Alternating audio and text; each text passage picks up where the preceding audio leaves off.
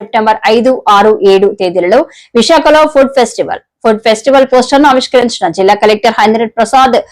విశాఖలో కలెక్టర్ మాట్లాడుతూ సెప్టెంబర్ లో ఫుడ్ ఫెస్టివల్ ను గొప్పగా నిర్వహిస్తారని, అందరూ పాల్గొని దీన్ని విజయవంతం చేయాలని జిల్లా కలెక్టర్ అన్నారు.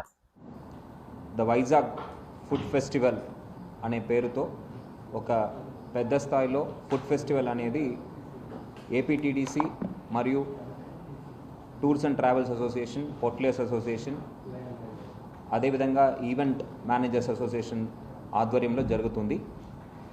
ఈ కార్యక్రమంలో దాదాపు 30 పైన హోటల్స్ పాల్గొని వివిధ క్విజైన్స్, both Indian as well as international క్విజైన్ సంబంధించిన రకరకాల ఫుడ్స్ అందుబాటులో తీసుకురావడం జరుగుతుంది. ఈ కార్యక్రమం ద్వారా ఎకనామిక్ యాక్టివిటీని, అదేవిధంగా టూరిస్ట్ యాక్టివిటీ విశాఖపట్నంలో ప్రమోట్ చేసే విధంగా వివిధ కల్చరల్ యాక్టివిటీస్తో పాటు ఈ ఫుడ్ ఫెస్టివల్ కూడా చేపట్టడం జరుగుతుంది.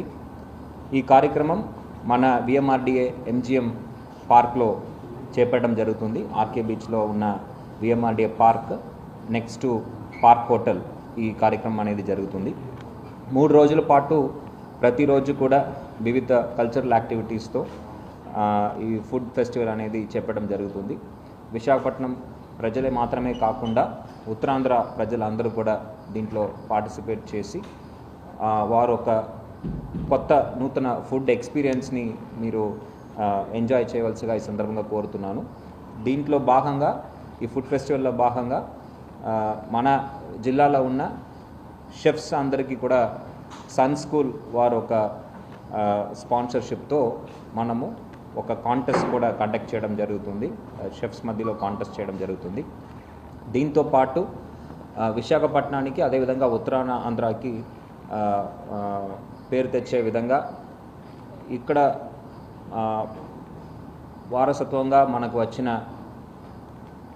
ఫుడ్ డిషెస్, అంటే మన పెద్దలు తయారు చేసిన ఫుడ్ డిషెస్ కూడా గుర్తించి వాటిని మళ్ళీ స్టాండర్డ్ మెనూస్లో రీఇంట్రొడ్యూస్ చేయడానికి వాటికి కొత్తగా ఉన్న షెఫ్స్, అదేవిధంగా మిగతా కంటెస్టెంట్స్ ద్వారా వారు ఈ కొత్త డిషెస్ తయారు చేసే విధంగా కూడా పోటీలు ఏర్పాటు చేయడం జరుగుతుంది.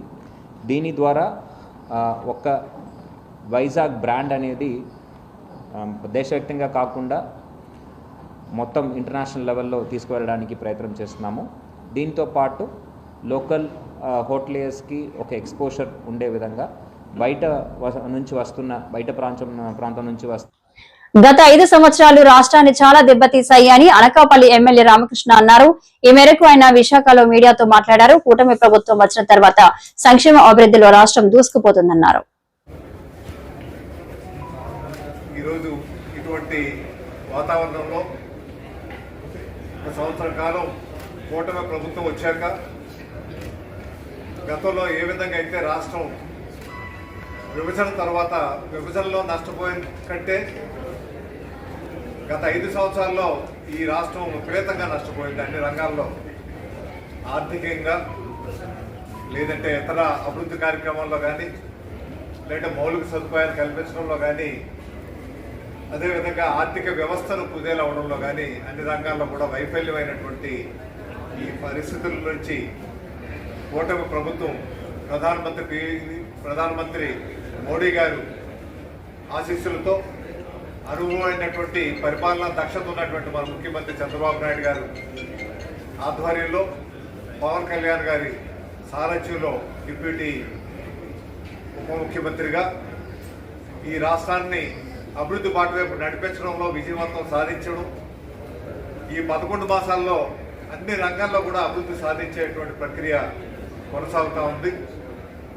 అది పెన్షన్ల పంపిణీ అవనివ్వండి, లేదంటే ఉచిత గ్యాస్ సిలిండర్లు అవనివ్వండి, అదేవిధంగా ఫీజు రియంబర్స్మెంట్ అవనివ్వండి, తల్లికి వందనం, అన్నదాత సుఖీభవ కార్యక్రమం అవనివ్వండి. అన్నిటికంటే ముఖ్యం, గతంలో గ్రామీణ ప్రాంతాలకు సంబంధించి, పట్టణ ప్రాంతానికి సంబంధించి అయినా ఇటువంటి అభివృద్ధి కార్యక్రమాలు కూడా జరగలేదు. అటువంటిది పవన్ కళ్యాణ్ గారు గ్రామీణ అభివృద్ధి శాఖను తీసుకొని ఈ రాష్ట్రంలో ఉన్నటువంటి 14,000 పైచిలుకు ఉన్నటువంటి గ్రామాలు మళ్ళీ గ్రామ స్వరాజ్యం వచ్చే విధంగా మహాత్మా గాంధీ కళ్ళకన్నటువంటి గ్రామ స్వరాజ్యం మళ్ళీ తీసుకురావాలని, గ్రామాల్ని పరిపుష్టమైనటువంటి రాజ్యాంగబద్ధమైన అధికారాలు కల్పించాలని, కేంద్రం నుంచి వచ్చినటువంటి నిధులు నేరుగా పంచాయతీలకు ఇచ్చి ప్రతి పంచాయతీలో కూడా అభివృద్ధి కార్యక్రమాలు ఈరోజు జరుగుతూ ఉన్నాయి. మేము గర్వంగా ప్రతి పంచాయతీకి వెళ్ళి ఈ పంచాయతీలో ఈ కార్యక్రమం చేశామని చెప్పగలుగుతా ఉన్నాం. గతంలో కనీసం ఒక చిన్న రోడ్డు కూడా వేసే పరిస్థితి లేదు. అటువంటిది మీ 15th ఫైనాన్స్ కమిషన్ డబ్బులు కానీ గతంలో బకాయిలు పడి ఏవైతే డబ్బు ఇవ్వకుండా NRES-లో బకాయి పెట్టారో మళ్ళీ ఇచ్చారో ఆ డబ్బు కూడా మళ్ళీ పేమెంట్స్ అవి చేస్తూ అభివృద్ధి బాటలో తీసుకెళ్తున్నారు. ఆ కార్యవర్గం ద్వారా పార్టీ తాలూకా అధ్యక్షుల తాలూకా నిర్ణయం కూడా ఆ రోజు చెప్పబోతుంటాం. నూతన పశ్చిమ గోదావరి జిల్లా ఏర్పడ్డాక కలెక్టరేట్ ఆఫీసు అద్దె భవనంలో కొనసాగుతుందని ఆంధ్రప్రదేశ్ డిప్యూటీ స్పీకర్ రఘురామకృష్ణరాజు తెలిపారు. మార్కెట్ యార్డులో కలెక్టరేట్ కు స్థలం ఇచ్చారని అది ముందుకు వెళ్లలేదని రఘురామ క్లారిటీ ఇచ్చారు. పవన్ కళ్యాణ్ గారు ఎప్పుడు వచ్చినా అక్కడ ఉంటారు, ఫంక్షన్ హాల్ భీమవరంలో ఉన్నారని అంటారా? పవన్ కళ్యాణ్ గారు తదామరం గ్రామంలో బస్ చేశారంటారా? భీమవరంలోనే ఉన్నారంట. అలాగే కే కన్వెన్షన్ వివిఎస్ గార్డెన్కి ఆనుకునే ఉంది. K convention R Radhakrishna convention అని పెళ్లి కార్డులో రాధాకృష్ణ కన్వెన్షన్ పెద్ద అమీరం అని ఎవరన్నా రాస్తారా? ఎక్కడ పెళ్లి కార్డు ఇచ్చినా Bhimavaram Radhakrishna convention R K convention అనే ఉంటుంది. ఎందుకంటే మధ్యలో ఏదో బోధవతలు బోధవతలు అది బోధవతలు ఇది అని చెప్పి ఇది మనం పెట్టుకున్న పేర్లు. సో ఆ ప్రాంతానికి ఒక ఆఫీస్ ఉండాలి అని అన్నప్పుడు ఇక్కడ అన్యాక్రాంతమైన ఒక ప్రదేశాన్ని మనం ఐడెంటిఫై చేసి మరి దానికి అక్కడంతా మరి సెంటు మొన్ననే ఎవరో కొనుగోలు చేశారు 50 లక్షల రూపాయలు ఈ రోడ్డు అంటే ఎకరం 50 కోట్లు. అటువంటి విలువైన స్థలం అన్యాక్రాంతం అయితే అన్యాక్రాంతమైన ఆ స్థలాన్ని మనం ప్రభుత్వానికి తిరిగి అప్పగించి ఆ స్థలంలో ఉన్న వారికి ఆల్టర్నేటివ్ సైట్లు ఇచ్చి వాళ్ళని ఆ స్థలాన్ని తిరిగి ప్రభుత్వ పరం చేయడం జరిగింది. అది సుమారు 3 ఎకరాల 60 సెంట్లు. దాని పక్కన ఇంకాస్త స్థలం ఉంటే వారితో మాట్లాడుతున్నాం. వారికి ఆల్టర్నేటివ్ సైట్ ఇంకో దగ్గర ప్రభుత్వ స్థలం ఇచ్చి దీన్ని ఒక పర్ఫెక్ట్ షేప్కి తీసుకొచ్చి ప్రజల భాగస్వామ్యం గురించి ముఖ్యమంత్రి గారు ఈ మధ్యన ఎన్నోసార్లు చాలా స్పష్టంగా చెప్తున్నారు.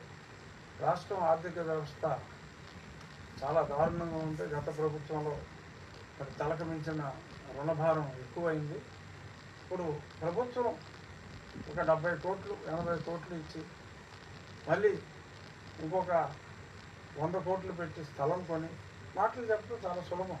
కేవలం 100 కోట్లు పెట్టి స్థలం కొంటాం, ఇంకో 100 కోట్లు పెట్టి కడతాం ప్రభుత్వం. కమ్యూనిస్ట్ నాయకులు ప్రభుత్వం 100 కోట్లు పెట్టి కట్టలేదా అని మాట్లాడతాం. డబ్బులు చాలా కష్టంగా ప్రభుత్వం అతి కష్టం మీద మరి ఒక పక్కన సంక్షేమం చేస్తూ ముందుకెళ్తుంది. చెప్పినవన్నీ కూడా చేస్తూ ముందుకెళ్తాం. ప్రజలు కూడా డిఎస్సి ద్వారా 16,500 మందికి ఉద్యోగాలు కల్పించిన ఘనత కూటమి ప్రభుత్వానిదే అని టీడీపీ జిల్లా అధ్యక్షుడు గండి బాబ్జీ అన్నారు. పార్టీ ఆఫీసులో ఆయన మాట్లాడుతూ సీఎం చంద్రబాబు మంత్రి లోకేష్ ఇచ్చిన మాట నిలబెట్టుకున్నారన్నారు. మంచి సహకారం దొరకడానికి అవకాశం దొరికింది. ఇవాళ ప్రజలు మనకి ఇచ్చిన అవకాశాన్ని సద్వినియోగం చేసుకుంటున్నాం. మనకి పార్లమెంట్ మెంబర్లు ఇవాళ ఎక్కువ మందిని గెలిపించుకున్నాం. ప్రజల దయ వలన వారి సహకారం కూడా కేంద్ర ప్రభుత్వానికి కావాలి. కాబట్టి ప్రభుత్వంలో మనం కొన్ని పనులు ఈజీగా చేసుకోగలుగుతున్నాం. ఇవాళ పోలవరం కానీ లేకపోతే మన అనకాపల్లి జిల్లాలో ఈవేళ ఎన్ని కోట్ల రూపాయలు, ఈవేళ లక్షల కోట్ల రూపాయలు శంకుస్థాపన చేసి పనులు సాగుతున్నాయో మీ అందరికీ తెలుసు. దాంట్లో కూడా యువతకి బ్రహ్మాండంగా సుమారు ఈ సంవత్సరం నుంచే మొదలు పెడితే ఐటీ ఉద్యోగాలు ఇవన్నీ కలుపుకొని 2 లక్షల ఉద్యోగాలు ఈ సంవత్సరం లోపల ఏదైతే next end of the year ఉందో డెఫినెట్ గా వచ్చే అవకాశాలు ఉన్నాయి. ఓన్లీ ఒక ఆర్సిమెంట్ల వాళ్ళే డైరెక్ట్ గా 20,000 మందిని, ఇండైరెక్ట్ గా అక్కడ ఉన్న కంపెనీల ద్వారా సుమారు 1,00,000 మందికి ఉపాధి దొరికే అవకాశం దొరికింది. సో ఇవన్నీ కూడా మనం ప్రజలకు తెలియజేయాల్సిన అవసరం ఉంది. ప్రజలు గమనించాలి.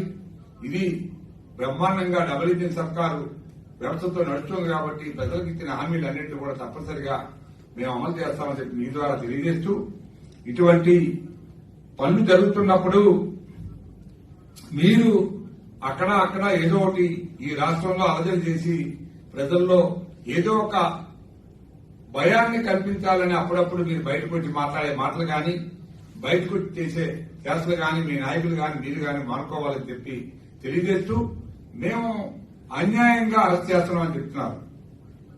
ఎవరినైనా అరెస్ట్ చేయాలనుకుంటే ఇవాళ జగన్మోహన్ రెడ్డిని కూడా ఎప్పుడూ అరెస్ట్ చేయాలి. పరిస్థితులు గమనించి ఏదైతే సీరియస్ కేసు ఉందో ఆ కేసుల్ని ఎంక్వైరీ చేసి ఆ పాత్ర ఉందా లేదని చెప్పి అప్పుడు అరెస్టుకు వెళ్తున్నారు తప్పితే ఎక్కడా కూడా అరెస్టులకు వెళ్లే పరిస్థితి ఈ ప్రభుత్వంలో లేదు. గతంలో ఏదైనా చిన్న సమస్య వస్తే చాలు మేము బయటికి రాకుండా ఇంటి ముందు కాపలా పెట్టేవారు పోలీసులు. ఇవాళ మీరు ఏ పని చేసుకుని బ్రహ్మాండంగా మీరు తిరుగుతున్నారు, స్వాతంత్రంగా మీరు వ్యాపారాలు చేసుకుంటున్నారు, చికారీలు కొడుతున్నారు. ఇవన్నీ మానేసి ఈ ప్రభుత్వం చేస్తున్న పనుల్ని మీరు విమర్శిస్తే మళ్ళా మీకు ఏదైతే 11 నెంబర్ వచ్చిందో ఆ నెంబర్ సింగిల్ నెంబర్ అయిపోయే ప్రమాదం ఉంది.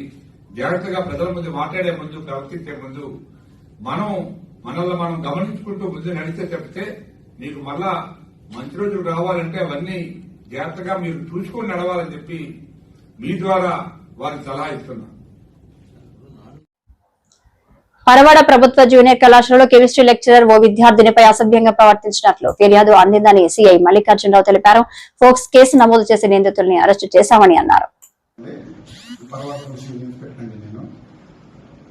నిన్న సాయంత్రం మాకు ఒక వచ్చిన ఫిర్యాదు మేరకు బాలిక పట్ల విద్యార్థిని పట్ల ఆమె చదువుతున్న దగ్గర ఒక అసభ్యంగా ప్రవర్తించాడన్న ఫిర్యాదు మీద వెంటనే తక్షణమే స్పందించి కేసు అనేది నమోదు చేశాను. సో ఎంక్వైరీలో భాగంగా ఆ యొక్క లెక్చరర్ని కూడా అదుపులోకి తీసుకున్నాము. ఆయన కూడా అరెస్ట్ చేసి రిమాండ్ పంపిస్తున్నాము. కఠినమైన చర్య తీసుకుంటాం. ఇందులో మనం గమనించాల్సిన విషయం ఏంటంటే ఏదైతే ఈ శక్తి యాప్ కావచ్చు, లేకపోతే అవేర్నెస్ కార్యక్రమాలు కావచ్చు, అటువంటి ఆ ప్రోగ్రామ్స్ వలన ఈ వాళ్ళు వెంటనే తక్షణమే పిల్లలు దాన్ని వెంటనే వచ్చి మాకు చెప్పుకోగలిగారు. అది చాలా సంతోషించే విషయం, మంచి పరిణామం అది. సో మా గౌరవ సూపరింటెండెంట్ పోలీసు ఎస్పీ గారు సునీల్ సిన్హా సార్ గారు, అదేవిధంగా ఇతర అధికారులు అందరూ కూడా వాళ్ళు ఇచ్చినటువంటి దీంతో రెగ్యులర్గా అవేర్నెస్ కార్యక్రమాలను మనం నిర్వహిస్తా ఉన్నాం. సో అందులో అటువంటి కార్యక్రమాల వల్ల ఈరోజు ధైర్యంగా పిల్లలు ముందుకొచ్చారు. ఇది చాలా గమనించాల్సిన విషయం, గుర్తించాల్సిన విషయం. ఎవరైతే ఉన్నారో వాళ్ళ మీద కఠినమైన చర్యలు మేము తీసుకుంటాం. చట్ట ప్రకారంగా అన్ని పూర్వాపరాలను కూడా విచారిస్తాం. తప్పనిసరిగా అన్ని రకాలైనటువంటి యాక్షన్ అనేది తీసుకుంటాం. అది మేము పూర్తిగా విచారిస్తాం, చెప్తాం మీకు. అంటే ఇది పోక్సో కేసు కింద కూడా నమోదు చేసాం మనం. కాబట్టి ఏంటంటే మనం వివరాలు అనేవి కొంత గోప్యంగా ఉంచాల్సి ఉంటుంది. దర్యాప్తు కూడా ఉంది కాబట్టి పూర్తి స్థాయిలో మనం ఇంతవరకు మనం వివరాలు చెప్తున్నాం. దయచేసి మీరు కూడా మాకు సహకరించాలి. శ్రీకాకుళం జిల్లా బంగాళాఖాతంలో అల్పపీడనం వల్ల 2 రోజులుగా వర్షం పడడం వలన శ్రీకాకుళం జిల్లాలో విస్తృతంగా వర్షం పడడం వల్ల ప్రధానమైన కుండ్రుల వద్ద కాలువలు పూడికలు. బంగాళాఖాతంలో అల్పపీడనం వల్ల 2 రోజులుగా వర్షం పడటం వలన శ్రీకాకుళం జిల్లాలో విస్తృతంగా వర్షం పడటం వల్ల ప్రధానమైన కూడలిల వద్ద కాలువలలో పూడికలు నిండిపోవడం ద్వారా రోడ్లపై నీరు నిండిపోయింది. ముఖ్యంగా day and night RTC complex, రైతు బజార్, PSNM school, Ramalakshman junction, Madhava motors, DCCB colony, Indiranagar colony మరియు గోవిందనగర్ కాలనీ రేపు వినాయక చవితి వేడుకలు ఉండటం వల్ల ప్రజలు అనేక ఇబ్బందులు పడుతున్నారు. కనీసం నిత్యావసర వస్తువులు కూడా తెచ్చుకోవడానికి వీలు లేకుండా అవుతుంది. శ్రీకాకుళం జిల్లాలో ప్రధానంగా ఇలా నీరు రోడ్లపై నిండిపోవటానికి కారణం కాలువల వల్లనే. వర్షం 10 నిమిషాలు పడినా రోడ్లపై నీరు నదిలా తలపిస్తుంది. దీనిని పట్టించుకునే నాథుడే లేడా అనేలా అధికారులు మరియు ప్రజాప్రతినిధులు ఉంటున్నారు.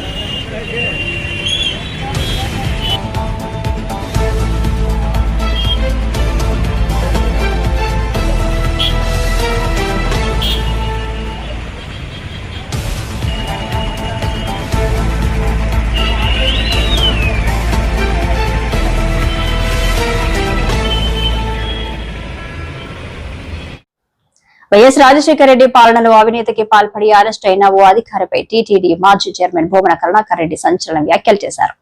ఆమె అవినీతిలో అనకొండ లాంటి అధికారి అని తీవ్ర విమర్శలు గుప్పించారు. తిరుపతిలో టీడీఆర్ బాండ్ల కుంభకోణంపై మంత్రి నారాయణ చేసిన కామెంట్స్ నేపథ్యంలో భూమన కరుణాకర్ రెడ్డి స్పందించారు. ఓ వీడియోను విడుదల చేశారు. సంబంధించి నిన్న రాత్రి టీటీడీ ముఖ్య ప్రజా సంబంధాల అధికారి పేరుతో ఒక రాజకీయ ప్రేరితమైనటువంటి ప్రకటన బిఆర్ నాయుడు గారు చేయించినారు. అధ్యక్షుల వారు ఆయన గారు నేరుగా మాట్లాడకుండా చివరకు అత్యంత పవిత్రమైన టీటీడీ ధార్మిక సంస్థను మొత్తంగా రాజకీయ ప్రేరితమైనటువంటి ప్రకటనలు ఇవ్వటానికి నాంది పలకటం జరిగింది. వారు ఆ ప్రకటనలో కరుణాకర్ రెడ్డి వ్యాఖ్యలు సరైనటువంటివి కాదు అని చెబుతూ ఉత్తరం వైపున ఉన్నటువంటి టూరిజం శాఖకు సంబంధించినటువంటి స్థలాన్ని, అత్యంత పవిత్రమైనటువంటి ఆ స్థలాన్ని తీసేసుకొని అసాంఘిక కార్యక్రమాలు చేయకుండా ఎదురుగా ఉన్నటువంటి స్థలాన్ని ఇవ్వటం జరిగింది అని వాళ్ళు చెప్పుకొచ్చినారు.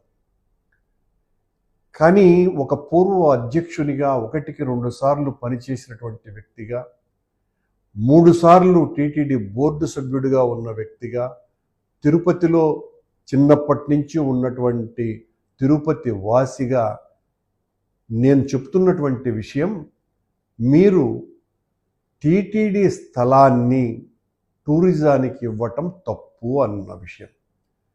మీరు ఇవ్వాలనుకుంటే మరో చోట ఎక్కడైనా ఇవ్వవచ్చు కదా అన్నదానికి సరైనటువంటి సమాధానం ఇవ్వకుండా ముఖ్యమంత్రి గారు ఇచ్చినారు, ఆయన పలానా నిర్ణయం తీసుకోమని చెప్పినారు, దాన్ని క్యాన్సిల్ చేయటం జరిగింది, బోర్డు సమావేశంలో మేము ఈ రకంగా నిర్ణయం తీసుకోవటం జరిగింది, ఆ తీసుకున్న తర్వాత అపవిత్ర కార్యక్రమాలు జరగకుండా ఉండటం కోసమనే ఈ నిర్ణయం తీసుకున్నాము అనేటువంటిది చెప్పినారు.